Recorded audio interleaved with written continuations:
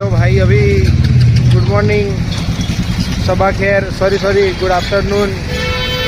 अभी 5:30 बज गया क्या? Good evening. अभी हम लोग आए ये श्री राम वड़ा पाव पे, तो थोड़ा राहुल भाई का पार्सल लेना था, सबमिशन चालू था, अभी आए। अभी देखते हैं अंदर जाके, हमारे साथ आर्यन भाई भी आए, अभी आपको रिव्यू देते हैं, मिलते हैं भाई। कैसा लगा वड़ा पाव? खाया क्या? और 3 पार्सल किसके लिए लिया है?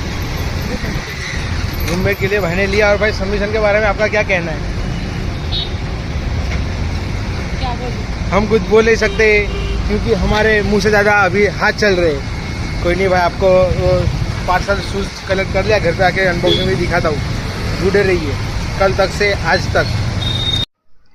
तो ब्रदर अभी घर पे आ गए और अभी वो पार्सल खोला है, वो शूज़ है भाई, फॉर्मल शूज़ है, राहुल भाई ने मंगाया है। देखते हैं कैसी पसंद है या फिर कमला बसन है।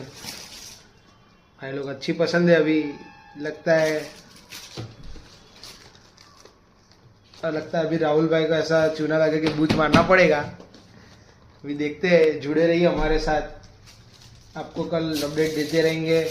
और भाई बहुत सबमिशन चालू है, तो मिलते हैं, जुड़े रहिए हमारे साथ, देखते रहिए आज तक से कल तक।